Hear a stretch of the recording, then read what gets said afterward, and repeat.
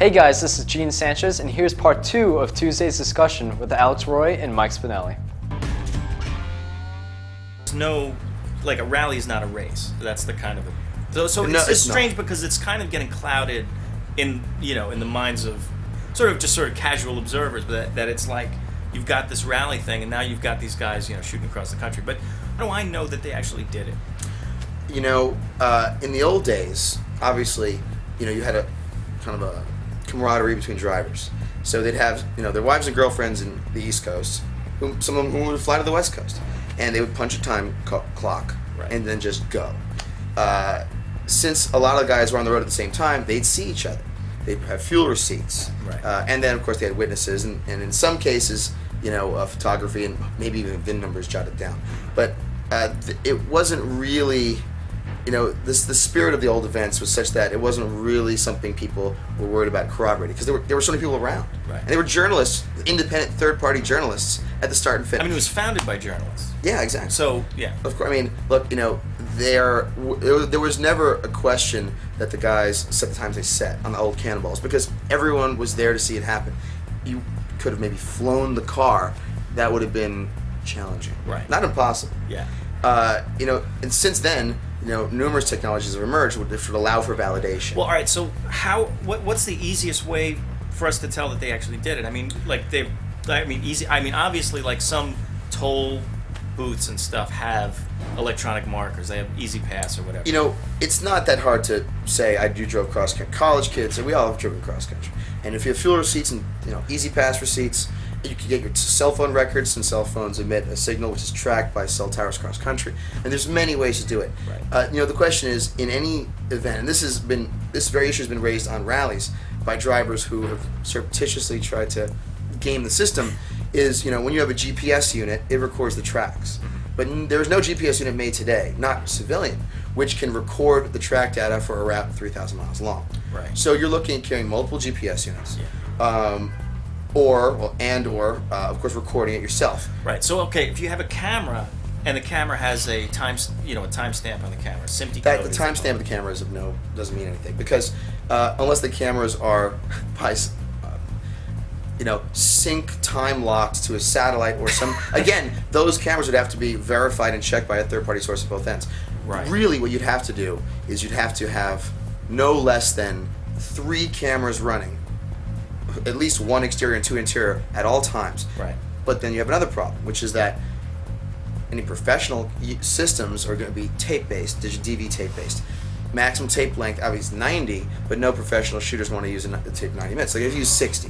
So it's like you drive cross country in 40, 30, whatever. You have 30 to 40 tape changes. You're going to have a 15 to 30 second gap between tapes. So you need to have at least one other camera running at that time, just so there's like a master time sequence showing what you did. So it's not easy. I mean, it's not, and it's terribly difficult. The other thing is where typical verification agencies like Price Waterhouse isn't going to get involved and go, okay, yeah, you just drove, because it's totally illegal, so they're not going to get. Funny you should ask, because I spoke to the Guinness Book about this very issue, because I was asking them if someone wanted to organize this, would they cover this? They said, absolutely not. It's illegal. In terms of safety now, there's an issue with rallying and safety that just came up in one of the recent rallies, which was the Gumball 3000 in Europe.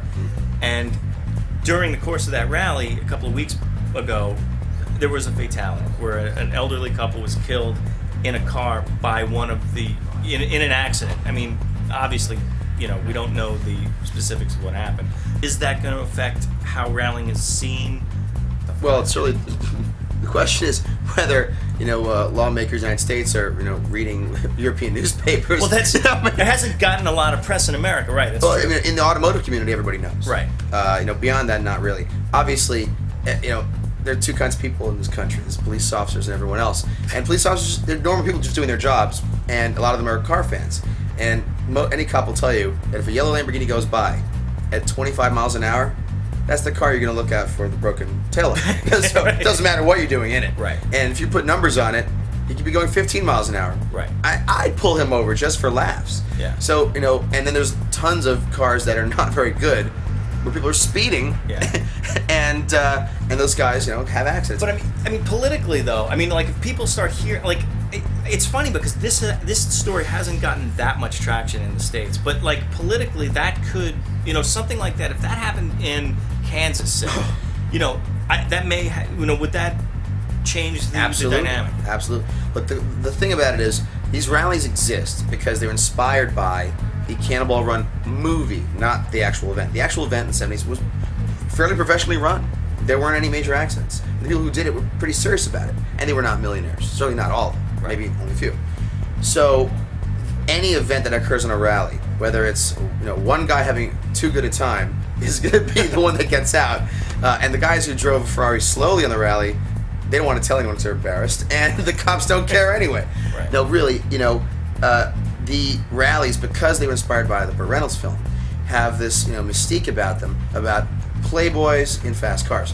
So anything that goes wrong, and certainly an accident like the one that occurred a few weeks ago, that's going to be the only thing on anyone's mind. And if any police officers anywhere along any rally route in the States this summer, read Jalopnik or FastLaneDaily or watch anything like that, they're going to know, and they're going to keep extra special lookout. And they should, because there are a lot of guys having a good time on the rallies, and there's a couple of guys who are speeding, but people speed every day in sports cars with and without stickers. I'm no apologist for rallies, but I'm certainly not a supporter of bad driving. And that wraps up today's show. Come back tomorrow for a regularly scheduled broadcast. I'll see you then.